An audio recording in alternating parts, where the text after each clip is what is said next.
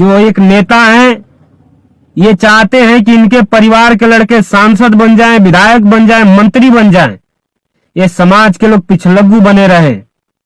तो संजय निषाद मतलब निषाद समाज नहीं होता है।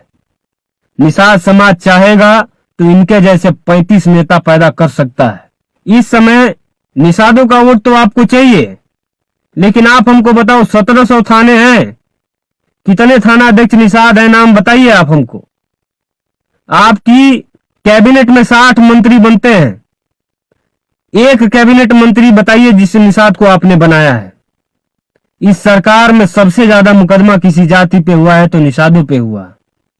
जब इस बार हम लोग भारतीय जनता पार्टी को मिलकर के हराएंगे, तब उसको यह बात समझ में आएगा कि ये निषाद समाज का हक और अधिकार किसी एक नेता से नहीं है।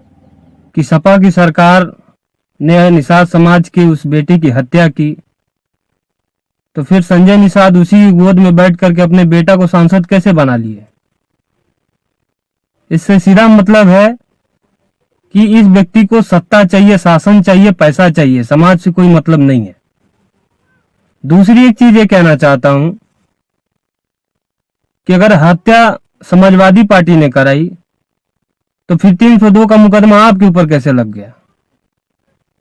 पूरा समाज के लोग इस बात को समझते हैं कि अखिलेश निषाद की हत्या किसने करवाई। और आज हम लोग लड़ाई लड़ रहे हैं। आने वाले समय में हम तो कहते हैं कि भारतीय जनता पार्टी की सरकार है, संजय निषाद के अंदर अगर दम है तो अखिलेश निषाद की हत्या की सीबीआई जांच करा दे, पता चल जाएगा कि उसकी हत्या किसने की थी। पहली चीज। दूसरी एक चीज ये है कि फूलन देवी की बात की जा रही थी कि फूलन देवी को मरवाया गया। मुझे हंसी इस बात की आती है और मुझे दुख होता है इस बात का कि आप जितने लोग हैं, आप बताइए हमको कि फूलन देवी की हत्या कौन सी पार्टी की सरकार में हुई। हमको लगता है कि जो अपने नेता हैं, जो आज अगुवाई कर रहे थे, थोड़ा अनपढ़ गवार है, इनको समझ में नहीं आता है। इनको मैं बताना चाहता हूं कि फूलन देवी की हत्या जिस समय केंद्र में भारतीय जनता पार्टी की सरकार थी और राज्य में भी भारतीय जनता पार्टी की सरकार थी, उस समय हुई थी। दूसरी एक चीज, उसके डिटेल में अगर हम लोग जाते हैं तो उनको वायु श्रेणी की सुरक्षा उपलब्ध थी और राजनाथ सिंह ने पत्र लिख करके उनकी सुरक्षा को विड्रॉ करने का काम किया। और बीजेपी सरकार में फूलन देवी जी की ऐसी जगह हत्या हुई जहां परिंदा पर भी नहीं मार सकता है। दूसरी एक चीज मैं कहना चाहता हूं कि उसी भारतीय जनता पार्टी की सरकार जब 2019 में बनी और गृह मंत्री बने राजनाथ सिंह, तो फूलन देवी जी का हत्यारा शेर सिंह राणा छूट गया। हम ये पूछना चाहते हैं कि किसी भी कैदी को अगर सजा होती है, उसको पेरोल पे छोड़ा जाता है, तो अगर उसके घर में कोई मरता है या कोई आपातकाल स्थिति होती है तो कुछ दिन के लिए छोड़ा जाता है। लेकिन उनके हत्यारे आज भी घूम रहा है, उससे कोई पुलिस पकड़ने वाली नहीं है। तो मैं आपको कहना चाहता हूं निषाद समाज के लोगों को कि आप लोगों को इस बात को समझना पड़ेगा। दूसरी एक चीज है कि फूलन देवी जी की मूर्ति लगाने की बात हुई। आप हमको बताइए, फूलन देवी जी की मूर्ति लगाने से किस सरकार ने रोका? यही भारतीय जनता पार्टी की सरकार ने मूर्ति नहीं लगने दिया और आज भी वीरांगना बहन फूलन देवी की मूर्ति थाने में पड़ी है। जिसको पता नहीं है जा करके देख लो।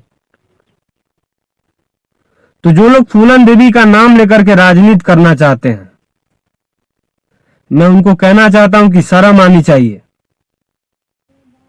और खासतौर से भारतीय जनता पार्टी तो फूलन देवी के ऊपर बात न करे।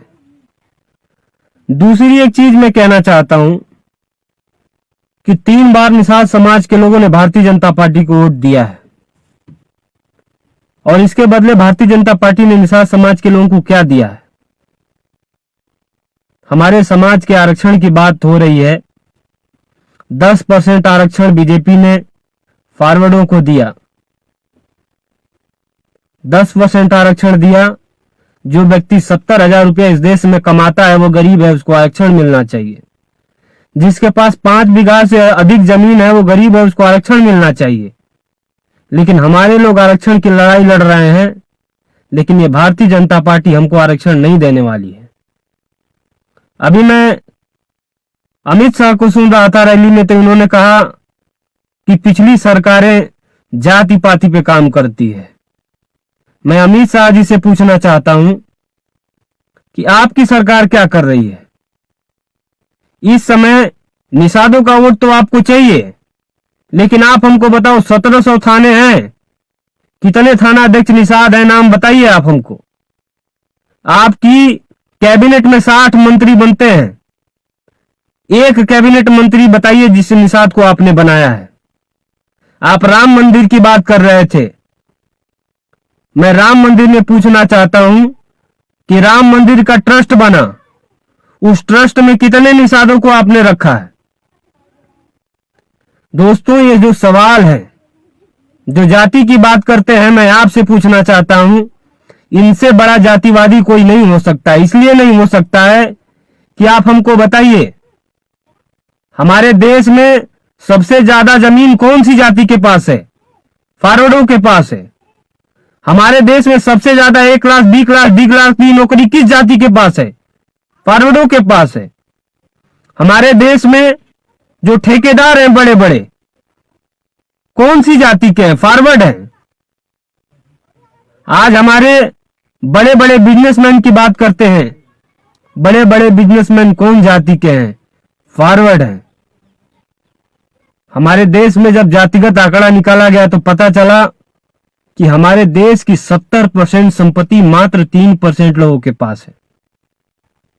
ये तबका शोषण करने वाला है और ये कहते हैं कि हम जातिवादी नहीं हैं।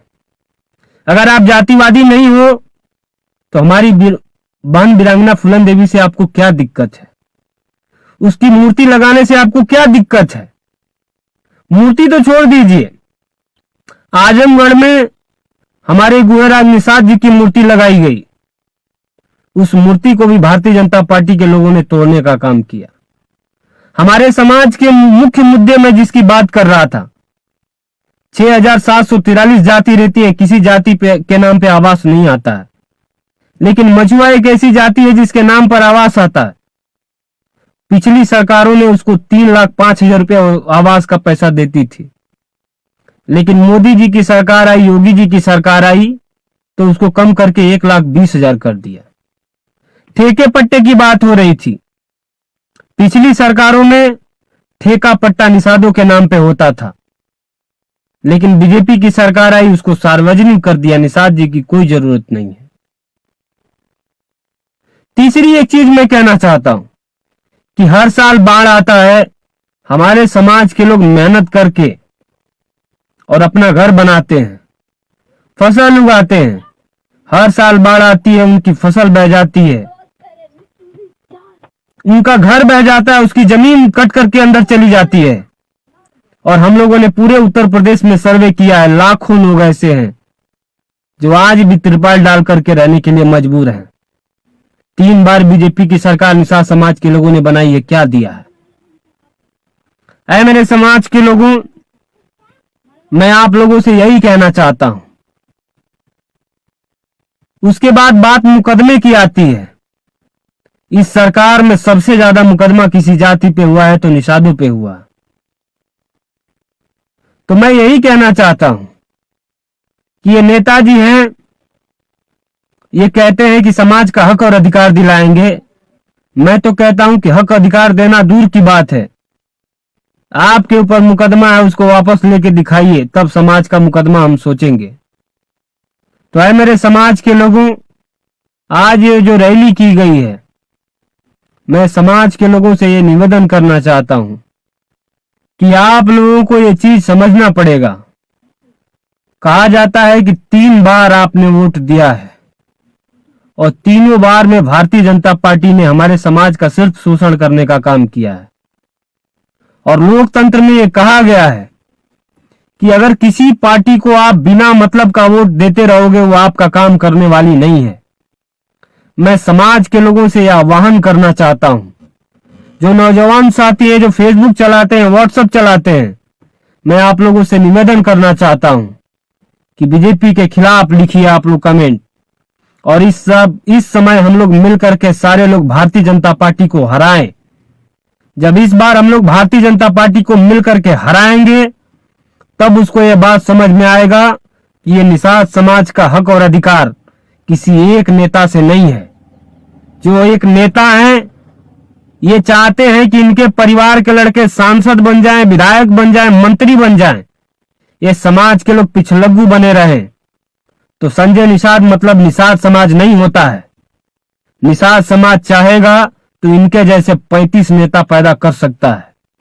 तो है मेरे समाज के लोगों, मैं आपसे निवेदन करना चाहता हूं कि इस बार 2022 के चुनाव में भारतीय जनता पार्टी को हराइए और इतनी जबरदस्त तरीके से हराइए। इसलिए मैं इस बात को कहना चाहता हूं कि हमारी ताकत, हम लोगों ने जो पीछे सरकारें हारी हैं वो हमारी ताकत को जानती हैं, वो आपका सम्मान करने का काम करेंगी।